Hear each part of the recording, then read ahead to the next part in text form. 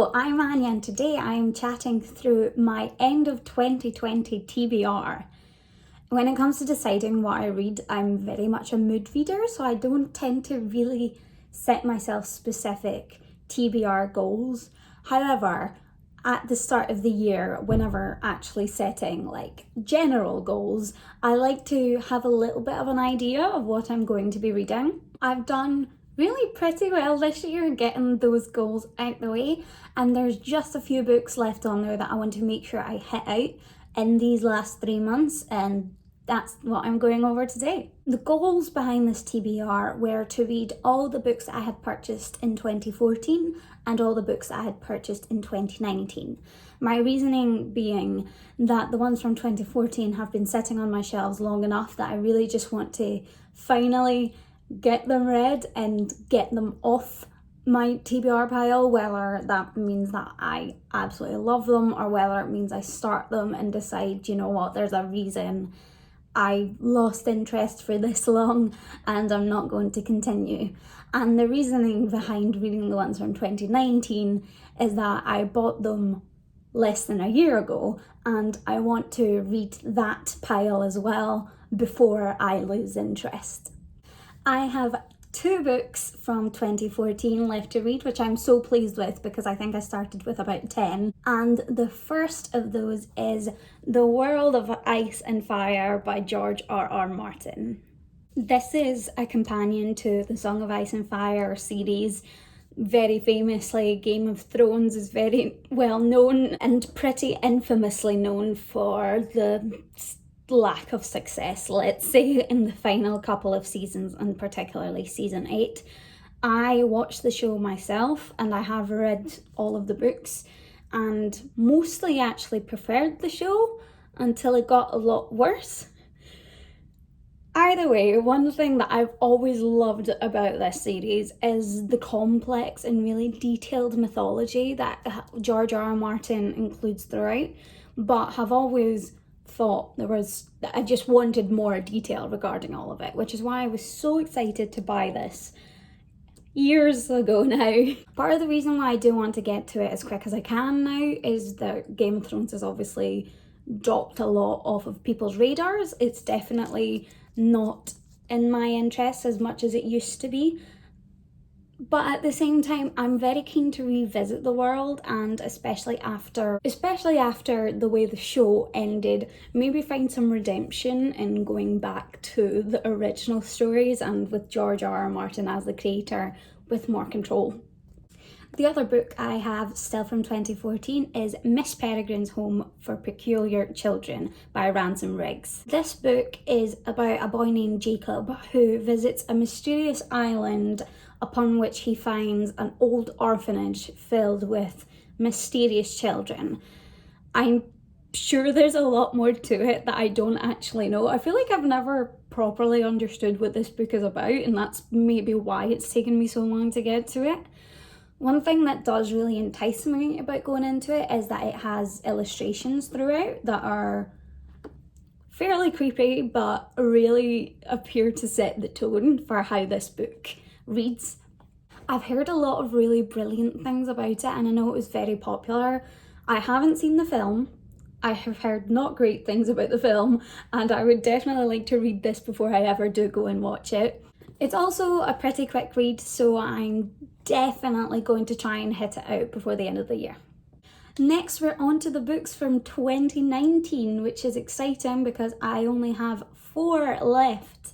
3 of these are all by the same author, and that being Joe Abercrombie.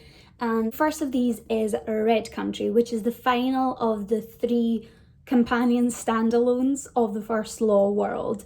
This novel again offers a bit more of an expansion geographically into the First Law world and a bigger picture into the machinations of what is going on within this empire. I don't know too much about it other than that it is set in a Western style, and there's something about Westerns recently that I have really started enjoying, and I've been really excited to finally get to this one. I just had to read the previous 2 first. I really do enjoy Joe Abercrombie's grimdark writing. He has a manner of writing very complex characters where you root for absolutely no one. I am definitely looking forward to this, and alongside it I plan to read Sharp Ends. This is a short story collection, again surrounding and within the First Law world, acting, I believe, as an accompaniment to what else has been going on, and ideally, I think, as well as the other standalones, giving a bit more context as well as an expansion into the events of what's going on around and the bigger machinations of particularly the character of Bayaz. A couple of years ago I started really enjoying short stories and I want to get more into reading them. I particularly like the fact that these appear to be, I was going to say a bit shorter, but obviously they're short stories, but what I mean is even by that it's not an overwhelming amount where you're looking at something that could basically be a book by itself. I'm looking forward to seeing the little tidbits of what Joe Abercrombie provides here and hoping to get to it before I get to his next book, and that being A Little Hatred. This is the first book within the Age of Madness series, which is a companion series to his initial trilogy, set with the descendants of the previous characters and obviously following the fallout of everything that happened with the initial trilogy. I'm looking forward to seeing where this goes. I do feel that the initial trilogy lacked a bit of the conclusion satisfaction that I really wanted, as in it absolutely finalised everything that was going on within the story, but within the actual world and the potential that it held, I felt there was so much more, and that's what I'm really looking forward to seeing in this. The reason there's so much Joe Abercrombie on this is I went to one of his signings with my friend a year ago where I ended up picking all of these up.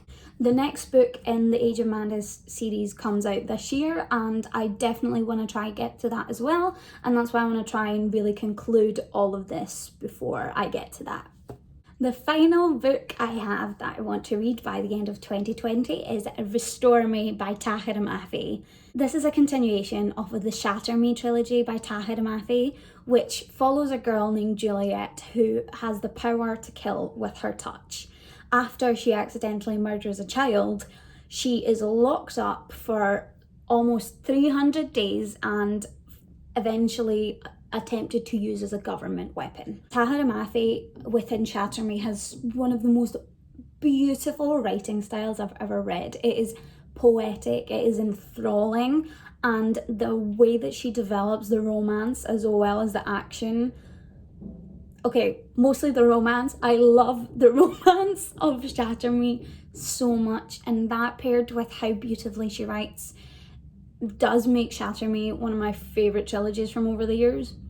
To be fair, it has been a while since I've read that series, which is probably why it's taken me a little bit longer to get into Restore Me, because it's been out for a few years now. I believe this follows Juliet and her friends after final events of the Shatter Me trilogy, meaning the whole upheaval of the government, like in any good dystopian story, and basically dealing with becoming leaders in that new world.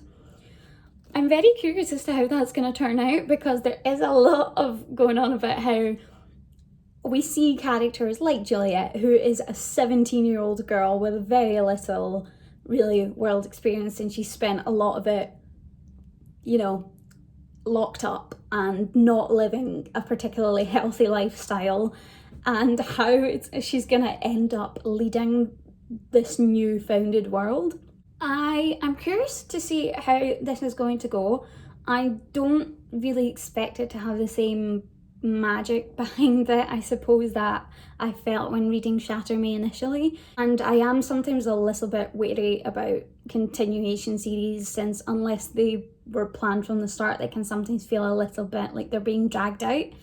However, I do think this story still has a lot of potential, and I'm looking forward to seeing where that goes, and I'm gonna definitely try and finish it by the end of the year. That's it from me today for the books I plan to finish this year. Please let me know what you're hoping to read, and if you have read any of the books I've mentioned today and there's any you think I particularly should get to first. Thanks so much for watching, and I'll see you all again soon. Bye!